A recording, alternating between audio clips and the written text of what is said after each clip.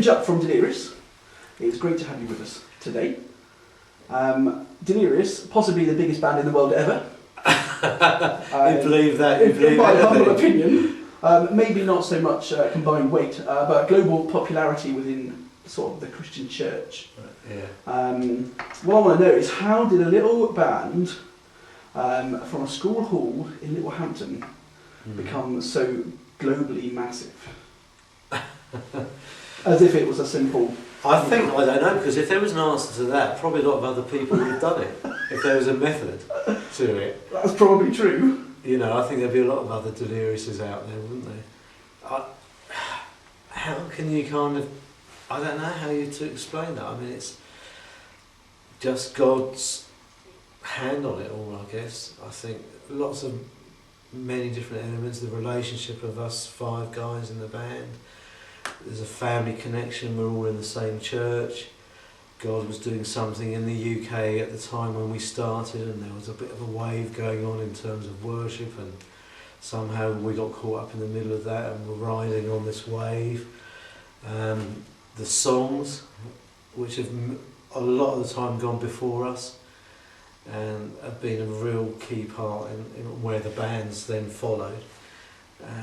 So all those different things, and just a sense of God kind of saying, well, I'll take you guys and use you for this, wherever it may be. And I don't really think there's ever been a blueprint of this is what, it's taken to Delirious to do what they've done. So when it comes to writing songs, most people sort of go, yeah, that's another one that Martin's done, whatever. Is it actually Martin, or is it really more of a team process? It is really Martin and Stu. Yeah. Collectively, the two of them really have written all the songs. Yeah. But I think that's cool, because I think part of the dynamic and the success of what has made the band work is that we've all brought different things to it. Yeah. The band would be nothing without the songs. I've been involved more in the business end of what we've done, and we've needed that too. And Stu Smith's brought the creative edge to it, and John's been involved a bit in writing and doing our website, and we just needed all the things, ingredients to make happen what happened. And but yeah, no, you don't want to hear any of the songs either. I mean, the competition it's too big in it. I mean, they've written some great songs, Martin and Stu. How important do you think the Bible is in the process when they're writing? I think the Bible is very key in the process of writing. I think, many of the songs we've written,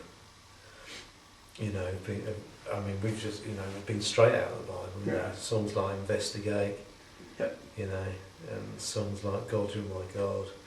For, the songs that have been written that have come out of the Delirious camp, I mean, they're very personal, a lot of them, too, and they're a reflection, I think, of where individuals and where us as a team, and probably even wider as a church, we've been at any one particular moment in time. So the best songs are ones that come from maybe the deepest place, in your heart, somewhere down there. And then I think everything gets thrown into the mix. It's the conversation you'll have, what you're hearing in teaching, it's what you're reading in the Bible that becomes a key in it, your relationships, your prophetic sense of what you feel God's saying to the church, the things you've learned about life.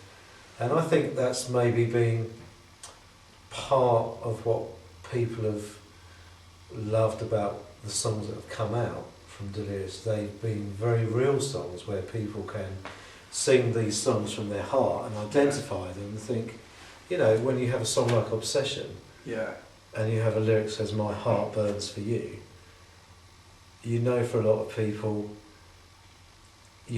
that's how a lot of people feel, but they never quite knew how to express that with words. And then a song like that comes along, and it becomes a vehicle and enables people to express some really deep emotions and about their relationship with God.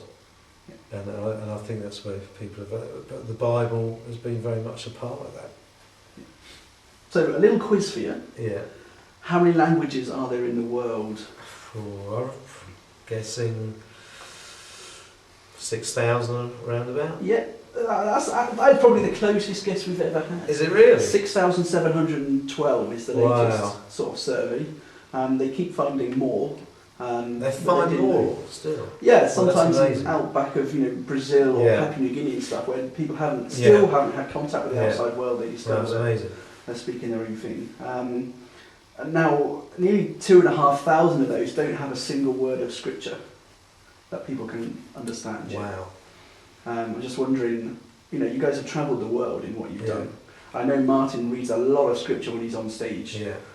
Does he ever get bored of reading the same thing over and over again? But also, how much more impact would he have when he's reading the scriptures if he read it in a language that everyone understood? Yeah. It's a good question. I haven't got an answer for it. How much more impact? It's